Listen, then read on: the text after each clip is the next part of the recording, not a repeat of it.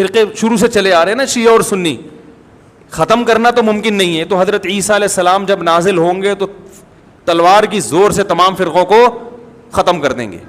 تو جو کام عیسیٰ علیہ السلام کا ہے وہ خود کرنے کی کوشش نہ کرو, جو حضرت مہدی کا کام ہے وہ خود کرنے کی کوشش نہ کرو. ہم کسی فرقے کو ختم نہیں کر سکتے, لیکن ہم اپنے آپ کو ڈیفائن کر سکتے ہیں. ہم یہ بتا سکتے ہیں کہ ہماری رائے میں صحیح کیا ہے.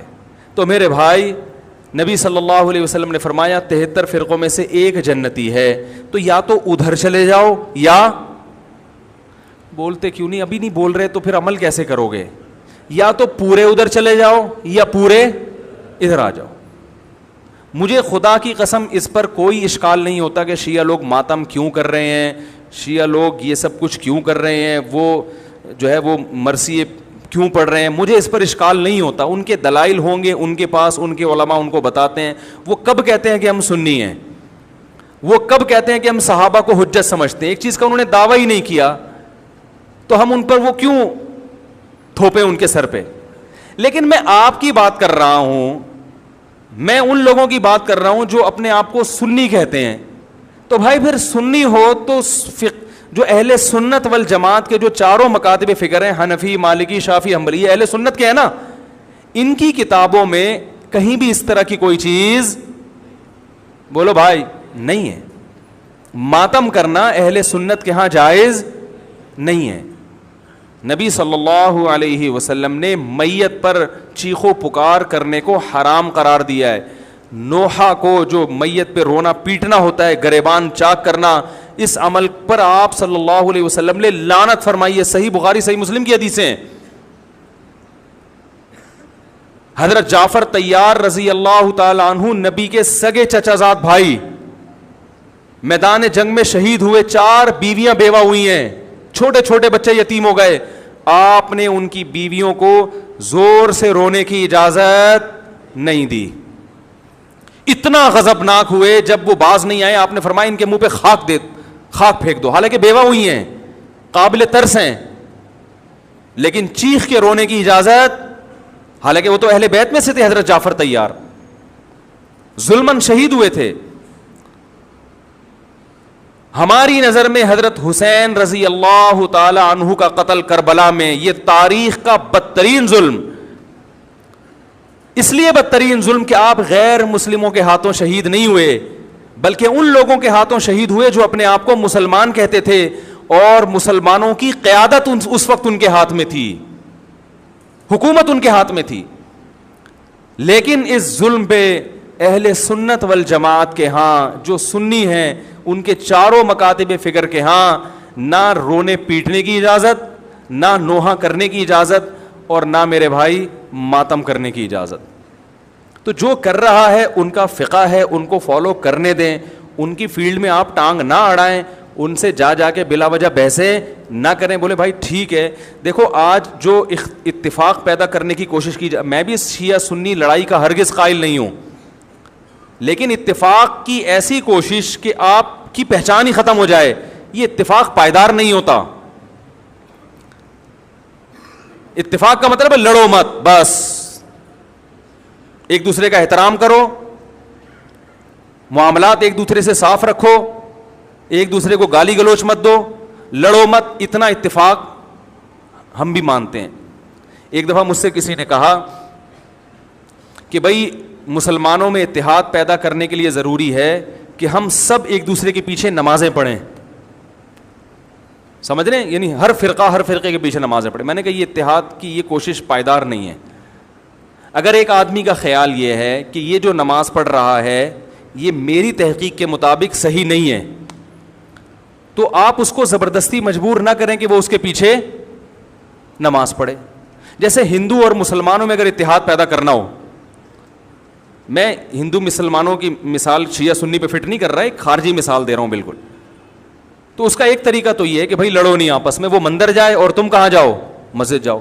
لیکن آپ ایسے شروع کر دیں کہ اگر ہندو نماز پڑھائے تو مسلمان اس کے پیچھے نماز پڑھ لیں, ایسا نہیں ہوگا بھائی, کیونکہ ہماری رائے کے مطابق پھر نماز ہوگی نہیں. تو اسی طرح کوئی مسلمان نماز پڑھا رہا ہے مگر اس کا فقہ یہ ہے کہ وہ بغیر وضو بھی نماز کا قائل ہے, اس کا فرقہ یہ کہتا ہے, تو ہم اس کے پیچھے پڑھ لیں گے, ہے بھائی, نہیں پڑھیں گے. ہم بولیں گے بھائی ہماری رائے کے مطابق آپ کی نماز نہیں ہو رہی. اگر آپ کا فقہ یہ کہتا ہے کہ بغیر وضو بھی ہو جاتی ہے تو ٹھیک, آپ پڑھتے نا, ہم آپ کو نہیں چھیڑ رہے, لیکن ہماری تحقیق یہ کہ نہیں ہوتی. تو اسی طرح میرے بھائی, اگر میرا کسی کے بارے میں عقیدہ ہو کہ یہ شرک کا مرتکب ہے اور میں اس کے پیچھے نماز نہ پڑھوں تو اس کو فرقہ واریت نہیں کہتے. سمجھ رہے کہ نہیں سمجھ رہے؟ ہاں لڑے نہیں, دنیا میں درجنوں نظریات کے لوگ ہیں, درجنوں فرقے ہیں, درجنوں مذاہب ہیں, آپس میں محبت سے رہیں. عبادت ہر شخص اپنے اپنے اخپل طریقے سے کرے گا. بہت دنوں سے اخپل کا لفظ نہیں آیا تھا. اسی طرح میں یہ سمجھتا ہوں یہ مشرک تو نہیں ہے, تو توحید پرست, مگر اس کی نماز قرآن و حدیث کے خلاف ہے بالکل, اور ایسی مسٹیک کر رہا ہے جس سے میری رائے کے مطابق نماز ہی نہیں ہوتی, تو بھی مجھے یہ رائٹ حاصل ہے کہ میں اس کے پیچھے نماز نہ پڑھوں, مگر میں اپنی تحقیق اس پہ تھوپ نہیں سکتا زبردستی. تھوپیں گے تو پھر قواریت بڑھے گی. بہت مشکل ہے بھائی, بہت مشکل ہے سمجھانا. تو مجھے لوگ پوچھتے ہیں کہ فلاں کے پیچھے نماز پڑھو, میں کہتا ہوں بھائی نہیں پڑھو, کہنے سے فرقہ واریت پیدا ہوگی. میں نے کہا نہیں ہوگی فرقہ واریت پیدا. اگر آپ کی رائے کے مطابق اس کی نماز قرآن و سنت کے مطابق نہیں ہے تو آپ نہ پڑھیں. شیعہ سنی ہمیشہ سے آئے ہیں اور ایک دوسرے کے پیچھے نمازیں بعض نے پڑھی بھی ہیں, بعض نے نہیں بھی پڑھی ہیں, اور یہ بھی حدیث سے ہمیں ملتا ہے. دیکھو بنو قریظہ میں رسول اللہ صلی اللہ علیہ وسلم نے صحابہ کی جماعت کو بھیجا اور کہا کہ عصر کی نماز کا وقت جب تک عصر وہاں پہنچ کے پڑھنا ہے, مشہور حدیث ہے. راستے میں نماز قضا ہونے لگی. صحابہ کی ایک جماعت کا خیال تھا بھی نماز کا ٹائم ختم ہو رہا ہے, ہم پڑھیں گے نماز. دوسری جماعت کا خیال تھا کہ بھائی نبی نے تو اجازت نہیں دی. انہوں نے کہا بھائی اس لیے نہیں دی کہ نبی کو تھوڑی معلوم تھا کہ نماز قضا ہو جائے گی. ایک فریق نے نماز پڑھی اور ایک نے نماز نہیں پڑھی. اب آپ یہ تو نہیں کہہ سکتے جنہوں نے نہیں پڑھی انہوں نے ان کے پیچھے کیوں نہیں پڑھی, کیا وہ ان کو کافر سمجھتے تھے؟ بھائی مسلمان سمجھتے تھے, لیکن ان کا خیال یہ تھا کہ حدیث کا جو مطلب ہم بیان کر رہے ہیں وہ ٹھیک ہے, یہ جو مفہوم پیش کر رہے ہیں وہ ٹھیک نہیں ہے. نبی نے جب منع کر دیا تو یہ غلط کر رہے ہیں نماز پڑھ کے, لہذا انہوں نے نہیں پڑھی نماز. اور جب انہوں نے مقام پہ عصر کی پڑھی تو یقیناً انہوں نے یہ چونکہ پڑھ چکے ہیں, یہ تھوڑی پڑھیں گے ان کے پیچھے عصر کی نماز, ان کی تو ہو گئی ہے. تو دونوں فریقوں نے ایک دوسرے کے پیچھے نماز نہیں پڑھی, مگر اس کے باوجود نبی نے دونوں کو ملامت نہیں کی, کیونکہ ایک کا کانسیپٹ یہ تھا کہ بھئی یہ حدیث کے مطابق پڑھنا واجب ہے, ایک کا کانسیپٹ یہ تھا کہ حدیث کے مطابق چھوڑنا واجب ہے. نہیں پڑھی, اپنی اپنی رائے پر عمل کیا, نبی کے پاس پہنچے, نبی نے کسی کو ملامت نہیں کی. نہ تو نبی نے یہ کہا یہ جنت میں یہ جہنم میں, یہ بھی نہیں کہا, کیونکہ دونوں کا مقصد اللہ اس کے رسول کو فالو کرنا تھا. اور نہ نبی نے یہ کہا کہ تم نے ان کے پیچھے نماز نہیں پڑھی تو کیا تم ان کو کافر سمجھتے ہو ہیں, کیا وہ انسان نہیں ہے, کچھ بھی نہیں کہا. تو عین ممکن ہے کہ میری رائے کے مطابق کسی کے پیچھے نماز نہ ہو رہی ہو تو میں نہیں پڑھوں گا اس کے پیچھے نماز. آپ مجھے گن پوائنٹ پہ مجبور نہیں کر سکتے, اور اس کی نماز میرے پیچھے اس کی رائے کے مطابق نہیں ہو رہی تو نہ پڑھے, کچھ کوئی حرج نہیں ہے اس میں. ہاں بلا وجہ کفر کے فتوے لگا کے ایک دوسرے کے پیچھے نمازیں چھوڑ دینا یہ غلط ہے. نہیں آ رہی بات سمجھ میں؟ بلا وجہ ذرا ذرا سی باتوں کو اچھال کے وہ اس کے پیچھے, مسجدوں میں 2-2 3-3 جماعتیں ہو رہی ہیں, اس نے امام صاحب نے اس سے قرضہ لیا چونکہ واپس نہیں کیا تو اس کی رائے میں امام صاحب فاسق ہیں, لہذا دوسرا امام اپنے لیے الگ سے لے کر آ رہا ہے یہ, ٹھیک ہے نا, وہ ان کے پیچھے پڑے گا, وہ یہ غلط ہے. بڑا اختلاف جہاں آئے گا تو وہاں نمازوں کو ہم اجازت نہیں دیتے. تو شیعہ اور سنی کا اختلاف چھوٹا نہیں ہے بلکہ بولو بھائی بڑا اختلاف ہے. ہم تمام صحابہ کو حجت سمجھتے ہیں, وہ حضرات اہل بیت کو زیادہ فوکس کرتے ہیں. جو ان میں معتدل ہیں ان کی بات کر رہا ہوں, جو معتدل نہیں ہے جیسے ہم میں جو معتدل نہیں ہے تو ان میں بھی کچھ ہیں, تو یہ تو اعتدال سے ہٹے ہوئے لوگ تو ہر جگہ ہوتے ہیں. وہ جو ہے ان کی نماز کا طریقہ ہم سے بالکل ڈفرینٹ ہے. سمجھ رہے ہیں کہ نہیں سمجھ رہے؟ ابھی میں اس ڈیٹیل میں نہیں جاؤں گا, وہ آپ انہی کے علماء سے جا کے پوچھ لیں کہ بھئی آپ کے یہاں کیا کیا ہے. ہمارے مجھے اس سے بھی بحث نہیں ہے کہ وہ کیا کر رہے ہیں ہم کیا کر رہے ہیں. میں لڑنے کا قطعاً قائل نہیں ہوں. یہاں آتے ہیں شیعہ لوگ بھی آتے ہیں, مجھ سے ملتے ہیں, میں تمیز سے ملتا ہوں, چائے پلاتا ہوں, سر پہ ہاتھ بھی رکھ لیتا ہوں. بہت اچھا. شیعہ علماء سے بھی سلام دعا ہے ہماری, بیٹھتے ہیں بات کرتے ہیں, ہاں بھائی السلام علیکم, وعلیکم السلام, منڈی والان خالے دیغت میں خوندی کھڑے دے, چائے پئیں, وعلیکم السلام, لکم دینکم ولی دین. بھائی آپ جائیں امام بارگاہ میں نماز پڑھیں, وہاں اپنی مسجد میں نماز پڑھیں, ہم جا رہے ہیں اپنا جمعہ پڑھانے, ٹھیک ہے. تو یہ ہمیشہ سے ہوتا آ رہا ہے.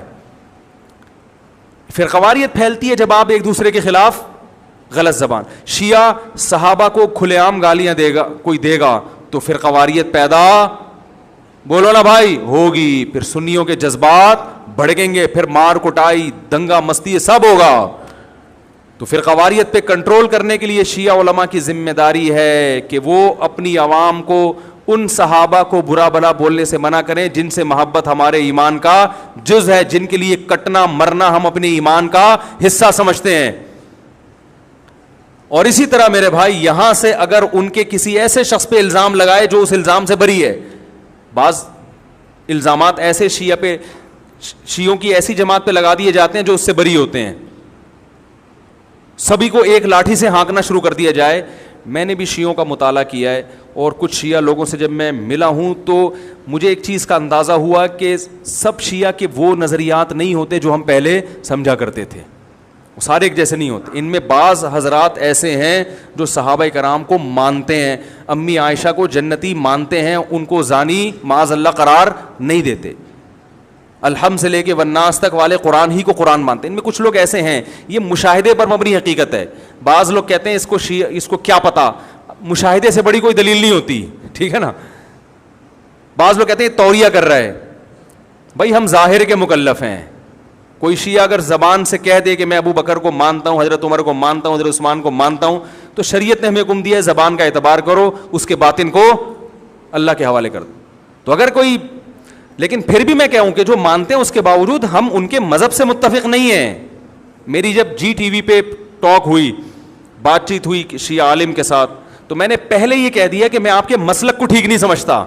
یعنی میں جو جوڑ کی بات کر رہا ہوں اس سے یہ کہیں نہ لوگ لے کے جائیں کہ میں شیعہ مذہب کو ہی درست سمجھتا ہوں. نہ میں نہیں سمجھتا.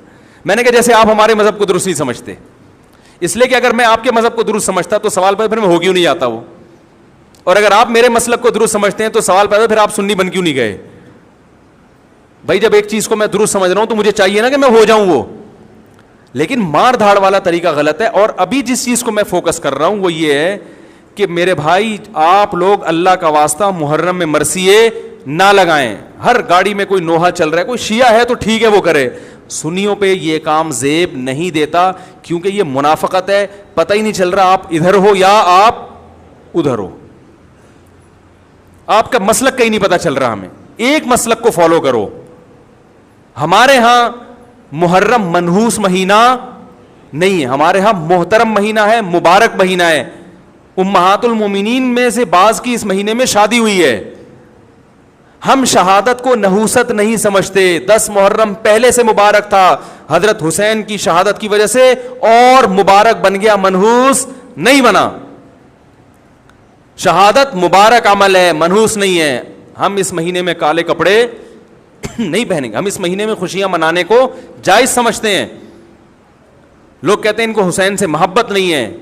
محبت کا جو طریقہ حسین نے بتایا اس طریقے پہ عمل کرنا حسین سے محبت ہے. جو طریقہ حسین سے ثابت نہیں ہے اس طریقے پہ محرم کو منانا یہ محبت کا طریقہ ہماری رائے میں نہیں ہے. سمجھ میں آ رہی ہے بات کہ نہیں آ رہی ہے؟ اور ایک میں وضاحت کر کے بیان کو ختم کروں. بھائی یہ کوشش کریں گے نا اس کی, محرم نہ منحوس مہینہ ہے, نہ اس میں بلائیں نازل ہوتی ہیں, اس میں خوشیاں منانا بھی جائز ہے, اس میں نکاح کرنا شادی کرنا بھی درست ہے. یہ جو مشہور ہے محرم کی شادی ناکام ہوتی ہے 100% غلط ہے. جو شیعہ حضرات ہیں وہ بچیں اس سے. ہمارے ہاں یہ بالکل اس کی اجازت ہے, آپ محرم میں نکاح بھی کریں, محرم میں آپ اپنے بچوں کا عقیقہ بھی کریں, آپ اس جو ہے جو بھی خوشیاں ہیں آپ اس کی کریں, تاکہ اسلام کا جو رخ ہے نا, اسلام میں کوئی مہینہ منحوس نہیں ہے, تاکہ غیر مسلموں کے سامنے کم از کم ہماری طرف سے جو اسلام پیش ہو وہ یہ والا ہو, ان کی طرف سے وہ والا ہو. غیر مسلم کے پاس آپشن ہو کہ بھائی دیکھ لو ان میں جو اچھا لگتا ہے وہ والا اسلام آپ فالو کر لو, لیکن آپ بھی ویسے ہی بن گئے تو پھر اسلام کا ایک رخ جائے گا ان کے سامنے. سمجھ رہے ہیں کہ نہیں سمجھ رہے؟ تو اس لیے یہ گھروں میں مرثیے نہ لگایا کریں.